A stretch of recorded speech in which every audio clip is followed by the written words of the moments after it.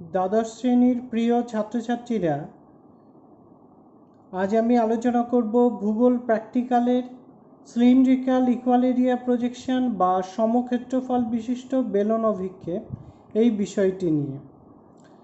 অভিক্ষেপ অঙ্কনের ক্ষেত্রে দু ধরনের পদ্ধতি অনুসৃত হয়। এক হলো গ্রাফিক্যাল মেথড, যেটি নিয়ে আমি এখানে আলোচনা করব, আরেকটি হলো ম্যাথমেটিক্যাল মেথড। ম্যাথমেটিক্যাল মেথডে যদি প্রজেকশন অঙ্কন করতে হয় তাহলে প্রত্যেকটি প্রজেকশনের ফর্মুলা কিভাবে এসেছে সেই সম্পর্কিত ডেরিভেশন জেনে তারপর অভিক্ষেপ অঙ্কন করতে হয়। তোমাদের সিলেবাসে গ্রাফিক্যাল মেথডে প্রজেকশন অঙ্কন করতে বলা হয়েছে, তাই আমি সিলিন্ড্রিক্যাল ইকুয়াল এরিয়া প্রজেকশন বা সমআয়তনিক বেলন অভিক্ষেপ বা সমক্ষেত্রফল বিশিষ্ট বেলন অভিক্ষেপ যাই বলো না কেন, এটি আঁকার ক্ষেত্রে গ্রাফিক্যাল মেথড নিয়েই আলোচনা করব।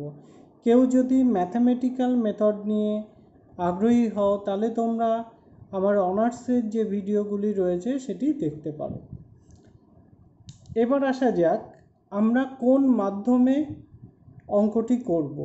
অনেক ক্ষেত্রেই কোনো স্কুলে বাংলা মাধ্যম হলেও প্র্যাকটিক্যালের অঙ্কগুলি প্র্যাকটিক্যাল খাতায় ইংরেজিতে করা হয়ে থাকে, আবার কোনো স্কুলে বাংলাতেই করা হয়ে থাকে। তাই সবার কথা মাথায় রেখে আমি এখানে বাংলা এবং ইংরেজি দুভাবেই ক্যালকুলেশন উপস্থাপন করেছি এবং আঁকার পর লেআউটও আমি দুভাবেই দেখিয়েছি।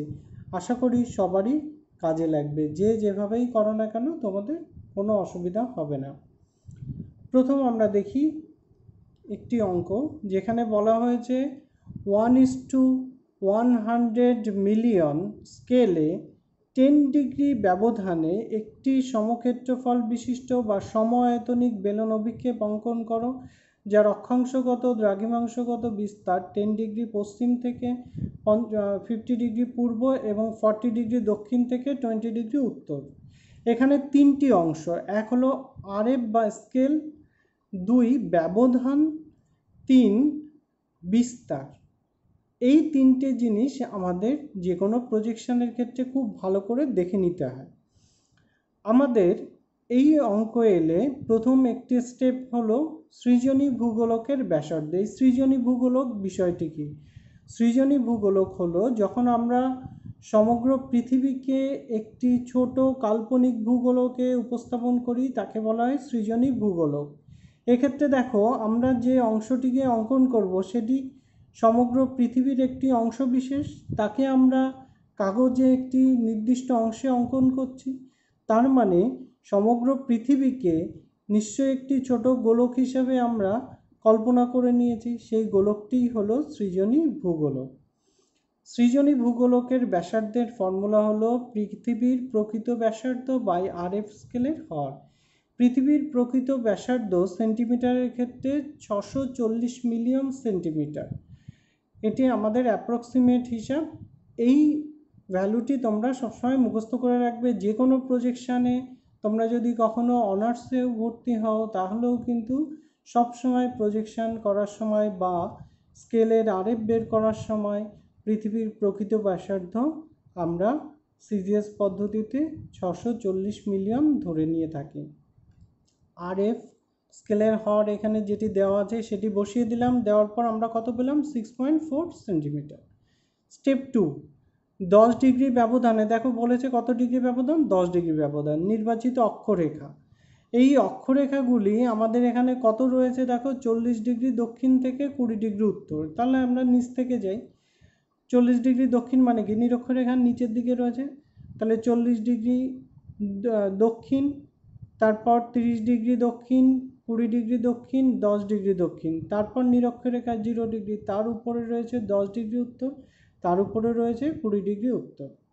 তাহলে নিশ্চয়ই বুঝতে পারলে এখানে বলেছে 10 ডিগ্রি দক্ষিণ থেকে 20 ডিগ্রি উত্তর। এমন হতে পারে পুরোটাই নিরক্ষরেখার উপরে, তাহলে আমরা এরকম করতাম 10, 20, 30, 40 উপরে চলে যেতাম। যেহেতু 10 ডিগ্রি করে ইন্টারভ্যাল, যদি 15 ডিগ্রি হতো তাহলে 0, 15, তারপর 30, তারপর 45 এইভাবে লিখতাম। অর্থাৎ যা ইন্টারভ্যাল থাকবে সেইভাবে আমাকে পরপর এগোতে হবে। এবার 10 ডিগ্রি ব্যবধানে নির্বাচিত দ্রাঘিমা রেখা, দ্রাঘিমা রেখা এখানে রয়েছে কত? 10 ডিগ্রি পশ্চিম থেকে 50 ডিগ্রি পূর্ব। তাহলে প্রথম বাঁ দিকে কি থাকে? পশ্চিম। তাহলে 10 ডিগ্রি পশ্চিম, তারপর মূল মধ্যরেখা কত 0 ডিগ্রি, তারপর 10 ডিগ্রি পূর্ব, মূল মধ্যরেখার ডান দিকে সব পূর্ব হবে, 20 ডিগ্রি পূর্ব, 30 ডিগ্রি পূর্ব, 40 ডিগ্রি পূর্ব, 50 ডিগ্রি পূর্ব। এইভাবে আমরা নির্বাচিত দ্রাঘিমারেখার সমূহকেও চিহ্নিত করে নিলাম। আশা করি অঙ্কটি বুঝতে পারলে। জাস্ট এইটুকু করতে হবে। তুমি যদি স্টেপ 2, 3 নাও করে নাও কোনো অসুবিধা নেই। অনেক ক্ষেত্রে বইয়ে স্টেপ 1ই শুধু করা থাকে, তারপর সরাসরি গ্রাফিক্যাল মেথডে অঙ্কন করা যায়, কিন্তু এইটুকু আমি করে নিলাম স্টেপ 2, 3, কারণ অঙ্কটি বুঝতে সুবিধা হয়। এবার আমরা দেখি ইংলিশ ভার্সানে কি বলা হচ্ছে। Same mathematics, draw neat graticles on cylindrical equal-area projection at 10 degree interval for the extension 10 degree west to 50 degree east and 40 degree south to 20 degree north. RF 1:100 million. Then step 1, radius of the generating globe reduced to scale. We know radius of the generating globe reduced to scale equal to actual radius of the earth by denominator of RF. Actual radius of the earth is approximately 640 million centimeter and denominator of RF is 100 million.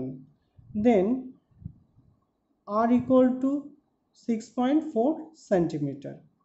Step 2, selected parallels at 10 degree intervals are selected parallels 40 degrees south to 20 degree north. Then start 40 degree south, 30 degrees south, 20 degrees south, 10 degrees south and equator 10 degree, then 10 degree north and 20 degree north. Step 3, selected meridians at 10 degree intervals are 10 degree west to 50 degree east. Then start from 10 degree west, then central meridian 0 degree, then 10 degree east, 20 degree east, 30 degree east, 40 degree east and 50 degree east. এখন আমরা কিভাবে এটি অঙ্কন করব। আশা করি বাংলা এবং ইংরেজি দুটি পদ্ধতিতেই তোমরা অঙ্কটি করতে পারবে। অর্থাৎ এক্ষেত্রে আমরা দেখলাম সৃজনী ভূগোলক বা জেনারেটিং গ্লোব, যেটি তার স্কেল বার করতে গেলে actual radius of the earth by denominator of the RF এটি দিয়ে ভাগ করতে হয়। এটি সবসময় সব প্রজেকশানে আমাদের স্টেপ 1টি করতেই হবে। স্টেপ 2 আমাদের প্যারালালসগুলো কত কত সেটি মাথায় রাখতে হবে। নর্থ সাউথগুলি হচ্ছে প্যারালাল, সেটি সাউথ থেকে দেওয়া যায়, তাই আমি সাউথ থেকে হিসাব করতে করতে গেলাম। যদি নর্থ থেকে থাকতো উপর থেকে আমি নিচের দিকে নামতে নামতে আসতাম। এটি ওয়েস্ট থেকে ইস্টের দিকে আছে, তাই 10 ডিগ্রি ইন্টারভ্যাল করে করে আমি আগে এটাই সিলেকশন করে নিলাম। এবং তোমাদের একটু মাথায় রাখা উচিত যে আমাদের প্যারালালস কিন্তু সবসময়ের জন্য উপরের দিকে কি হতে পারে 90 ডিগ্রি নর্থ আর নিচের দিকে 90 ডিগ্রি সাউথ, এর বেশি কোনো দিন হবে না। আর মেরিডিয়ানসগুলি 180 ডিগ্রি ওয়েস্ট বাঁদিকে আর ডান দিকে 180 ডিগ্রি ইস্ট, মিডলে 0, এইভাবে থাকে, এর বেশি কখনোই হবে না। এবার আমরা কি করব, আঁকার সময় জেনারেটিং গ্লোবের যে রেডিয়াস আমরা পেয়েছি 6.4 সেন্টিমিটার, সেটা দিয়ে একটি দাগ টেনে নিলাম। দেখো 6.4 সেন্টিমিটার টানলাম। টানার পর আমরা এই 6.4 সেন্টিমিটারকে রেডিয়াস ধরে একটা অর্ধবৃত্ত এঁকে নিলাম। এখানে একটি সোজা দাগ টেনে নিলাম। অর্ধবৃত্তটি আঁকার পর এবার আমরা কি করছি, এই 6.4-এর যে লাইনটি ছিল এই লাইনটিকে সোজা অনেকটা দূর পর্যন্ত বাড়িয়ে নিলাম স্কেল দিয়ে। এখানে কিন্তু আমরা কোনো রকম নির্দিষ্ট মাপ কিছু নিইনি। তাহলে আমি আবার একটু প্রথম থেকে তোমাদের এই বিষয়টি মনে করিয়ে দিই। প্রথম আমি 6.4 সেন্টিমিটার একটি দাগ নিয়েছি, তারপর 6.4কে রেডিয়াস ধরে নিয়ে একটি হাফ সার্কেল এঁকেছি। হাফ সার্কেল এঁকে বাঁদিকে আমি পুরো লাইনটা টেনে দিয়েছি।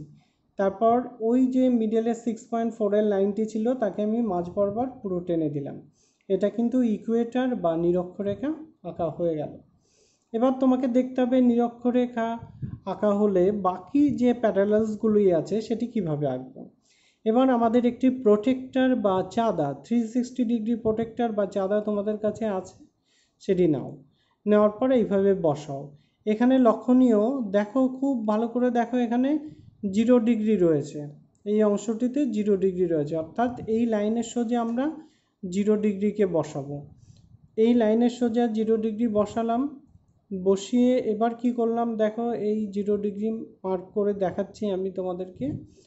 এবার 10 ডিগ্রি করে ইন্টারভেল রয়েছে, তাই 10 ডিগ্রি এখান থেকে দেখো, এটা যদি 0 ডিগ্রি হয় তার পরেরটা কত, 10 ডিগ্রি।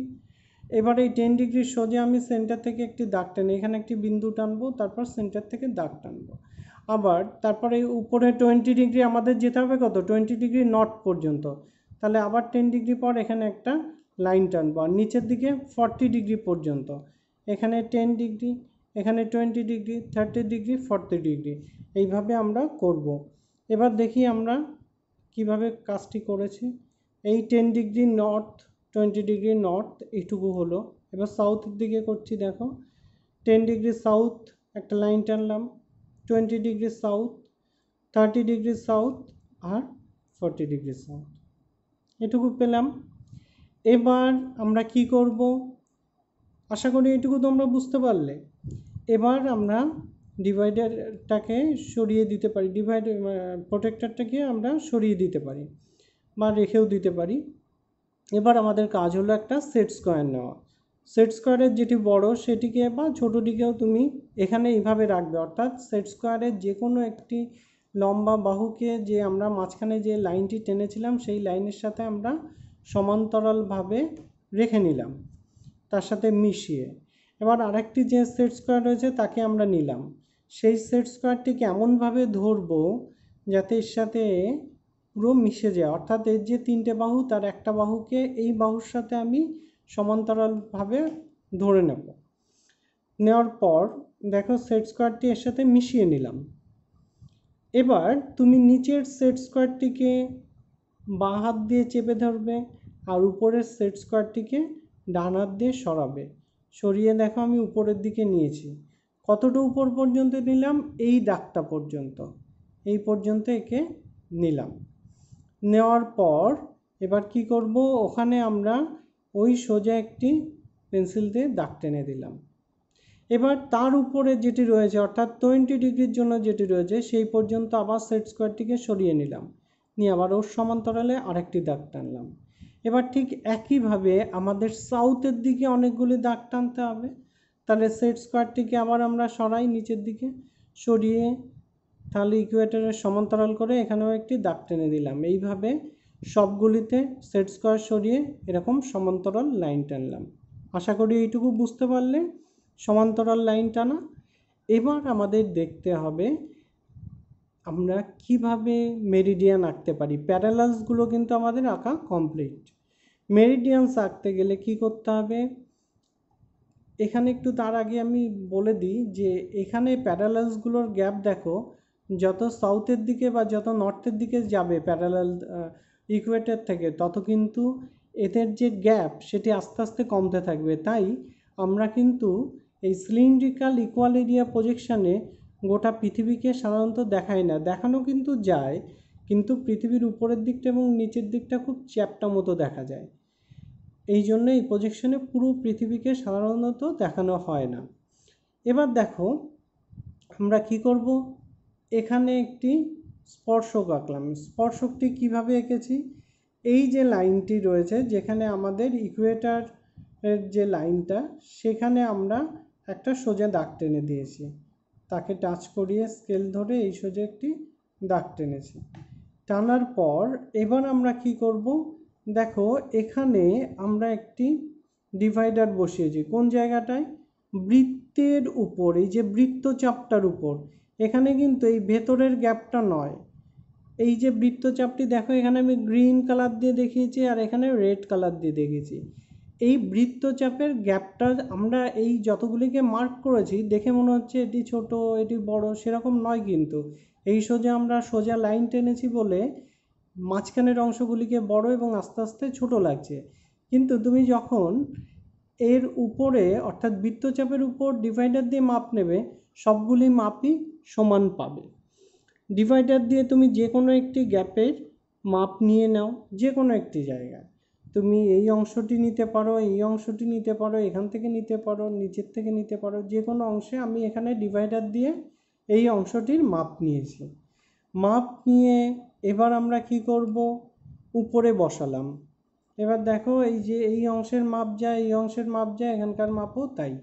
উপরে বসিয়ে কতগুলি টানবো না, আমার কতগুলি এখানে ছিল, যতগুলি আমাদের অক্ষরেখা করতে হবে, যতগুলি দ্রাঘিমা রেখা করতে হবে, ততগুলি আমি এখানে ডিভাইডার দিয়ে কেটে নেব। আমাদের ডান দিকে ছিল 50 ডিগ্রি ইস্ট পর্যন্ত, তাহলে এখানে 50 degree east, 40 degree east, 30 degree, 20 degree, 10 degree, 0 degree, আর এদিকে রয়েছে 10 ডিগ্রি ওয়েস্ট। 10 ডিগ্রি ওয়েস্ট থেকে আমরা এতগুলি হিসাব করে কেটে নিতে হয়েছে। অর্থাৎ আমি যেখানে শুরু করেছি সেটিও কিন্তু আমার একটি মেরিডিয়ান বা দ্রাঘিমা রেখা। এবার নিচের দিকেও আমি সেম মাপ নিয়ে ডিভাইডার দিয়ে নিচের দিকেও দেখো অতগুলো কেটে নিয়েছি। অর্থাৎ এখান থেকে এটা, তারপর এখান থেকে এটা, তারপর এখান থেকে এটা, সবসময় স্কেল যেখানে শেষ হবে ডিভাইডার, তারপরে আবার একটি নিয়ে বসাবো। এইভাবে করলাম। করার পর এবার কি করব, উপর আর নিচে যে দাগগুলো ছিল সেটিকে জয়েন করে দিয়েছি। একটা একটা করে আমরা জয়েন করতে করতে যাচ্ছি। এই জয়েন করতে করতে গেলাম। এবার এক্সট্রা কিছু অংশ থেকে গেল। এক্সট্রা অংশটুকু আমরা কি করব, ইরেজ করে দিলাম। ইরেজ করে দিয়ে আমাদের যত ডিগ্রি মেরিডিয়ানের ভ্যালুগুলি রয়েছে সেগুলি আমরা লিখে দিলাম। এবার প্যারালালগুলির ভ্যালু আমরা পরপর লিখে গেলাম, ঠিক যেভাবে আমরা অঙ্কে সাজিয়েছিলাম সেভাবে। এবার নিচেই আমরা আরএফ কত সেটি লিখে দিলাম, পাশে এক্সটেনশন কত সেটিও একটু লিখলাম, লিখে উপরে হেডিং করলাম সিলিন্ড্রিক্যাল ইকুয়াল এরিয়া প্রজেকশন। আশা করি তোমরা বুঝতে পারলে। যারা বাংলাতে এটি হেডিং করতে চাও এইভাবে লিখবে, সমক্ষেত্রফল বিশিষ্ট বেলন অভিক্ষেপ, নিচে স্কেল লিখবে, তার ডান দিকে বিস্তার কত লিখে দেবে, আর এদিকে ল্যাট লংগুলো মেনশন করবে। আশা করি তোমরা এই ড্রয়িংটি সকলেই বুঝতে পেরেছো। বুঝতে না পারলে আমাকে কমেন্ট বক্সে জানাও, আমি তোমাদের যতটা পারা যায় আরও সহজ করে বলার চেষ্টা করব। আর ভিডিওটি দেখার জন্য সকলকে অসংখ্য অসংখ্য ধন্যবাদ। তোমরা যুগ যুগ জিও এই চ্যানেলটি অবশ্যই সাবস্ক্রাইব করো, এবং ফেসবুকে যুগ যুগ জিও গ্রুপ এবং পেজ দুটিই রয়েছে, তোমরা সেটিকে লাইক করো বা সেই গ্রুপে জয়েন করো, তাহলে জিওগ্রাফি সংক্রান্ত তোমাদের অনেক অনেক ভিডিও এবং অনেক প্রশ্নের উত্তর ওই গ্রুপ থেকে তোমরা পেয়ে যেতে পারো।